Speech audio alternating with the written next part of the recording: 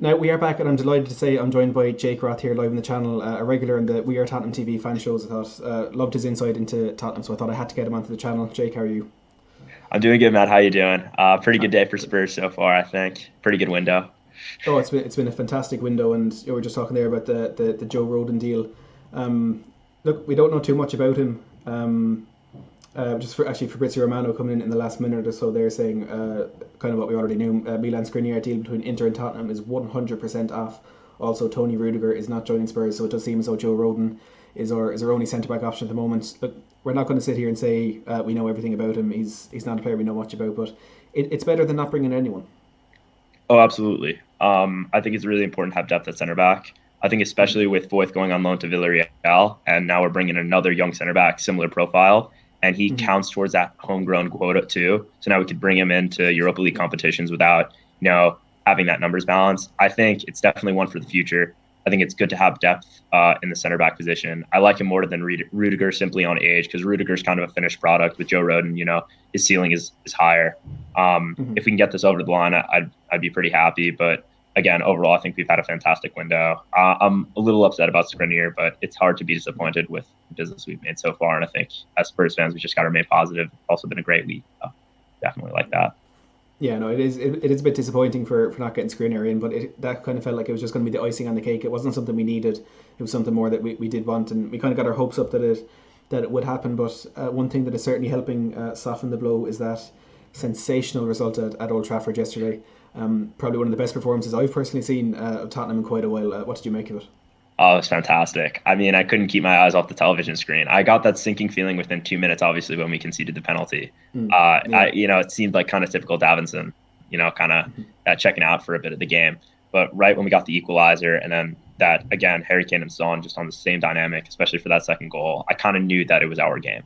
Mm-hmm. Even obviously with the red card, it changed the entire dynamic, but we just looked so much more relaxed and open and on the same page and sharpness. I think a lot of the results at the beginning of the season, why we've seen so many goals, is because of a lack of match sharpness and because of obviously the weird preseason with COVID and everything. Mm. So even though we've had kind of a crazy fixture list, I kind of view it as also an advantage as we've gotten into match shape a lot faster than a lot of the other Premier League sides because of the Mm-hmm. amount of matches we've played, because of the crazy schedule. Playing matches does build fitness as well. So I think that's obviously a positive. I mean, our new signings are betting in nicely. I'm absolutely. I mean, yeah. Yesterday was absolutely phenomenal. Can't hide my You know, excitement. it's hard not to be buzzing, but it's a great point you make with us getting into that into match fitness a lot quicker than other teams. And I think like United were, there's no doubt they were very very poor yesterday. But you mentioned the sinking feeling you got when United scored that first goal. I'm sure there would have been a similar thing when Timo Werner put Chelsea in front last Tuesday. How much do you think we're starting to see this Jose Mourinho winning mentality have an effect on the squad and perhaps winning these games that we shouldn't?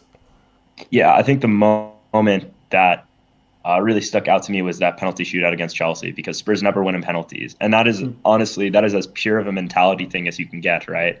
Staying focused, being on target, and we drilled all five penalties, side netting, and even Mendy guessed the right way a couple times, right? He guessed the Mm-hmm. right way on Kane, I believe, and then I think one more penalty, maybe Lucas Yeah. Moura. Don't fully remember, but from that, I kind of got the sense of, okay, this team really truly believes that they could win something.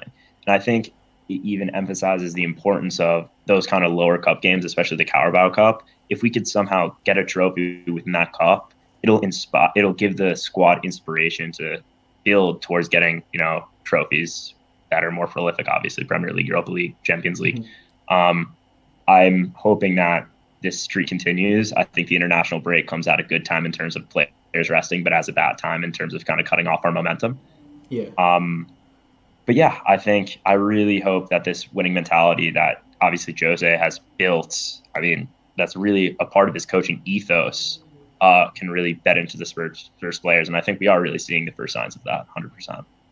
Yeah, and it's not just the mentality that he's bringing to the club. It's the main things that a manager influences is the tactics, and he's been some of the decisions he's made kind of tactically that this season has been absolutely incredible. We've seen some really important changes that he's made, and how much do you think this kind of midfield system that he's bringing in with Højbjerg kind of dropping in between the midfielders and then these two kind of transitional players, and yesterday they were in Ndombele and Sissoko, but how much do you think these tactics are pushing us onto that next level? Oh, absolutely love it. I think when we brought in Reguilon, and I think our idea was that we were going to play Doherty on one side and Reguilon on the other side. And Reguilon is just like Doherty. He's a flying fullback. Yes, he played in a four last year, but for all intents and purposes, he's pretty much a wing back, in terms of his attacking creativity and creating chances. So I think it was important because Jose does like to attack with with a three-man defense that Højbjerg or Winks was doing it during the Europa League game, dropping in that space between the two center backs. So we always have a three-man block back there. I think it's absolutely wonderful. I think it's cool how Jose adapted his system a little bit instead of having Reguilon tuck in or Doherty tucked in or you tuck in, right? He just had that one center back kind of fill that gap. So we are a bit more solid. I also think it's a really smart idea how he played Højbjerg and Sissoko against a Man United. And I wouldn't mind that partnership for other big games, just because if no matter which center midfielder you're going to go up against in the entire continental Europe, having Sissoko and Højbjerg in there is scary because they break up play, they're nasty, they're aggressive, and they're going to work from the minute the whistle blows till it ends. And then you kind of have more of a creative force like Ndombele and Gio. But I think especially for big games, I actually do like that combination a lot. I think defensively we're really sound with that, 100%. Yeah, and I think it's a good point you make with Sissoko being in that 11. I think he's always a player that splits opinion among the fan base. And I think he was in there yesterday, as you say, to be in that like duo with Højbjerg, but also to have kind of offer Aurier a bit of cover on the defensive side of things. But then all of a sudden, Anthony Martial is sent off, and Sissoko offering that cover. It gave Aurier the opportunity to really exploit that space that was left on United's left hand side. And obviously, I think the incoming of Doherty is given Aurier that sense of competition where he knows he needs to be better. But how good do you think Aurier was yesterday? Because I personally think that was his best performance in his Spurs. Oh, he was fantastic. Every single time when we built up on the left, Aurier was wide open on the other sideline, literally jumping up and down, screaming for the ball. I mean, Harry Kane played some worldies across the field a couple of times during that game. It was absolutely fantastic.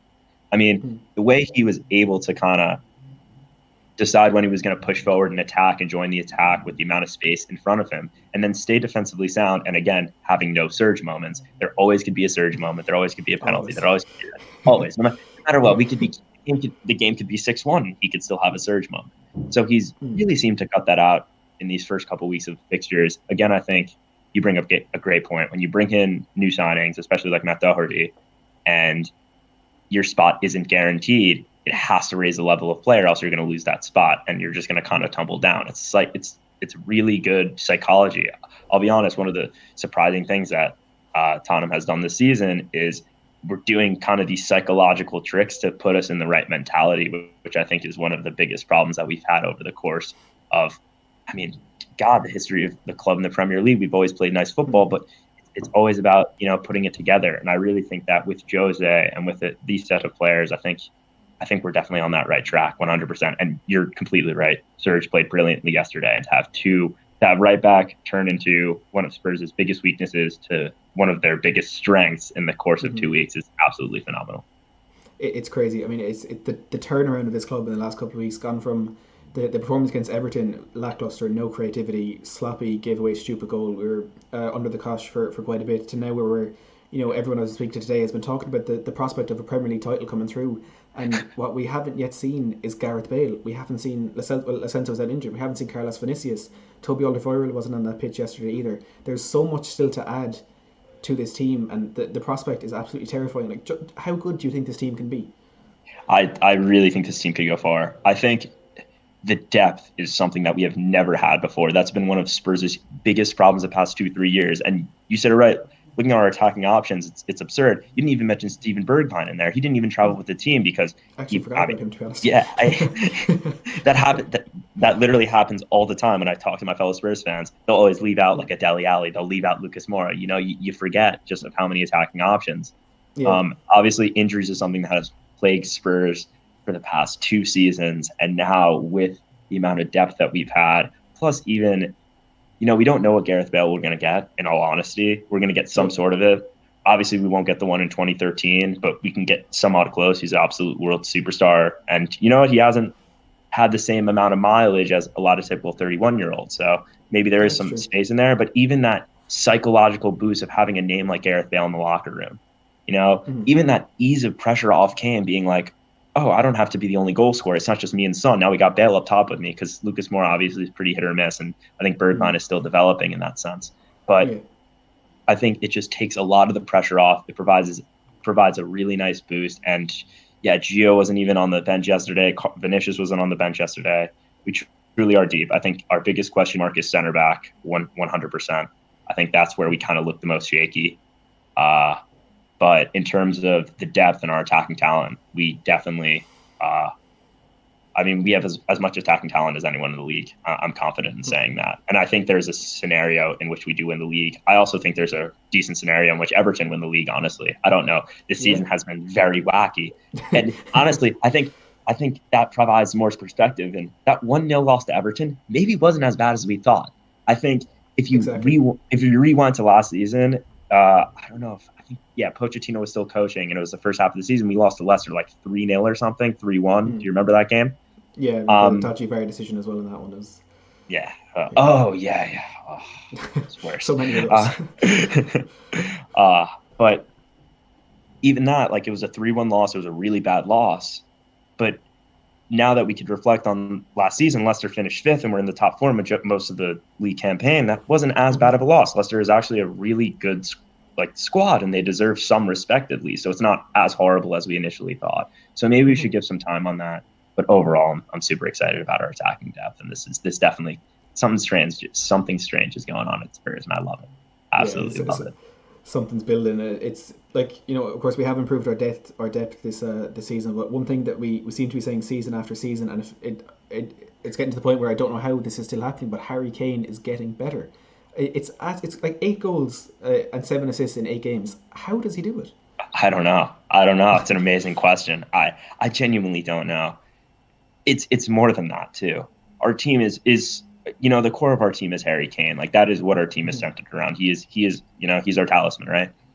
And to have a talisman who not only can play the way he does, and he honestly has been playing as a false 9 in these past 2-3 games, which is absolutely extraordinary. He's playing similarly, honestly, to Roberto Firmino in Liverpool, the way he's dropping into the midfield, picking up the ball in deep areas, and he's either drawing out our center back and putting them out of position and just playing Son running through or Lucas running through, or no one follows him, and then he has the ball with tons of space and time, and he has the vision and intelligence to pick out an amazing pass.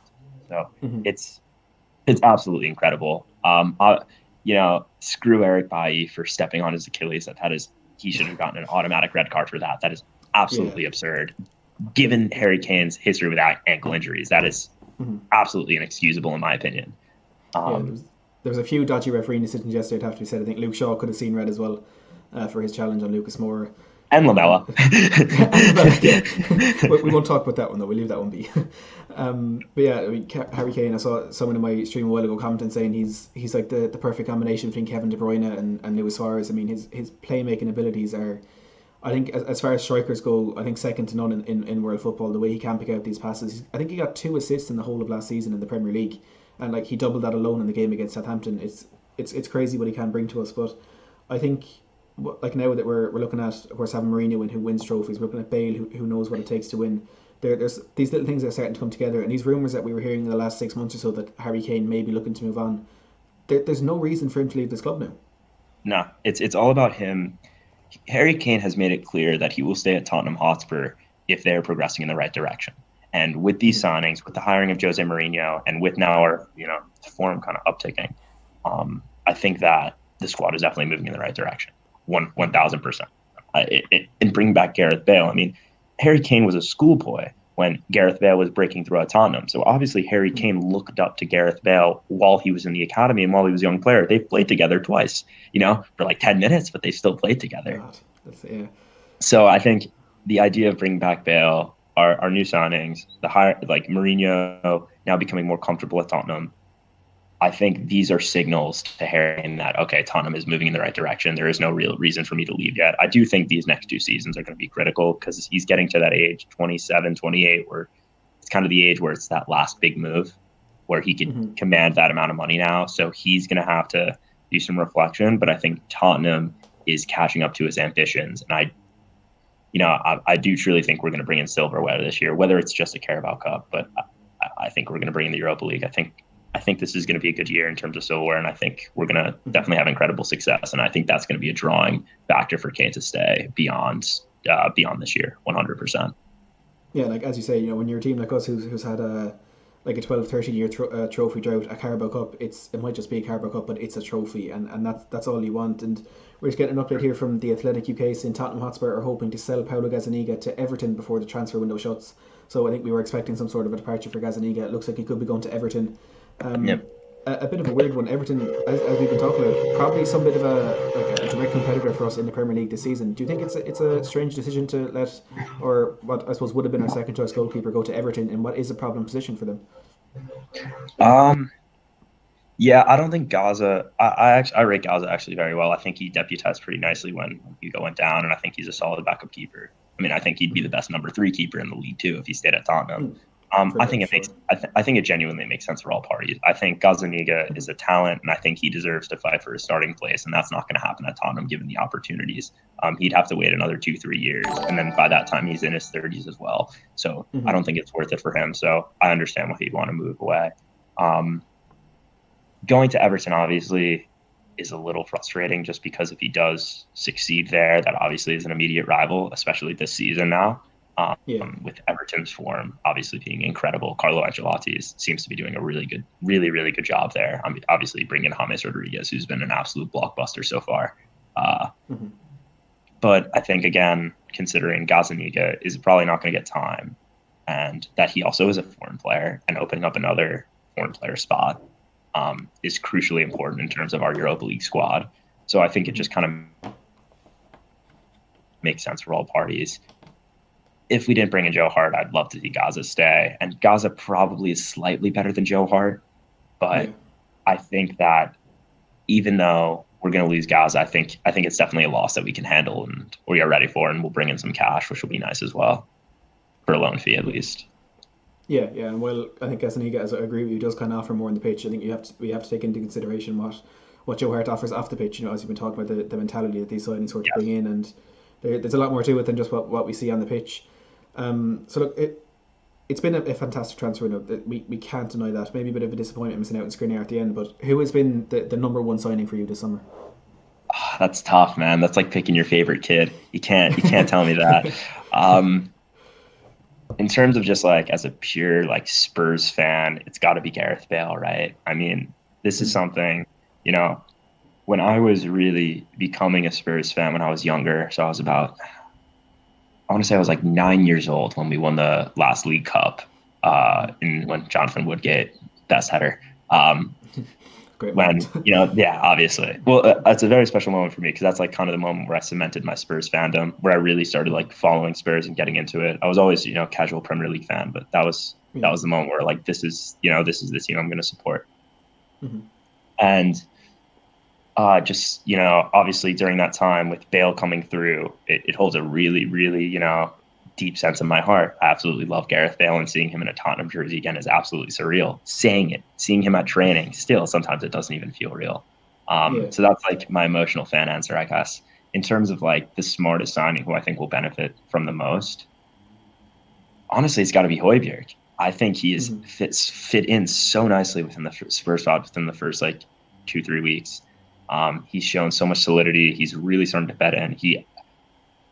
You saw against Man United, he absolutely bossed the center midfield. First in tackles, first in touches, first in completed passes. It was a clinic, and that ball to Aurier too for the fifth goal was absolutely magnificent. I think he is one of those, especially at £15 million. I mean, it doesn't make sense in my mind why he's worth the same as Kyle Walker-Peters, because I think he is a much more. I think Kyle Walker-Peters' ceiling, so we'll say he's even still develop, isn't even close to, I think, what Pierre Højbjerg brings right now to Tottenham.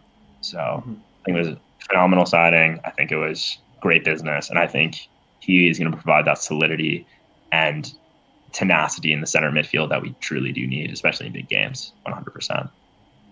Yeah, I agree. I think we can't underestimate the what he's going to bring to the Tottenham. There's someone here with a super chat asking, is Jake JC Chase's a former boy band in sync? I don't know if you heard that one before. I've been getting a lot of underwear models. That's what everyone's saying on the We Are Tottenham TV. They think I'm an underwear model, which I guess I'm going to take I take as a has to be a compliment. Yeah. Yeah. Also, For I've sure. gotten David Bentley look-alike too, but I don't see that at all, to be honest. I don't Do you think know what? Now that you say it, I see it now that you say it. To be honest, I don't like that. No, no, oh, you don't like it. Okay, we'll not forget David about that Bentley. one Come on, man. then. He's, And he's a good looking bloke, but like, come on, not David Bentley. no, just for that goal against Arsenal, just for that one I, goal against Arsenal, I think oh, you have to take it. unbelievable. That was 4-4 with Redknapp, right?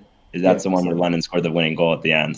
That yeah, was yeah, right. the Same equaliser. one, yeah. Yeah, Oh, yeah. it's a I great got through goal. those highlights a bunch. I have a test later today, so that's why I'm getting off. I have to study. But All right. Okay. Perfect. yeah, Jake, it's been an absolute pleasure talking to you. Honestly, of course. I was glad to But get you on after seeing you on the We Are Tottenham TV. You've a great insight into the game, and of course, man. Just you have my Twitter. Just let me know, and hopefully we get Joe Roden over the line. And come on, you yeah, Spurs. up the Spurs. Thanks a million, Jake. Of course. See you later. See you. Bye.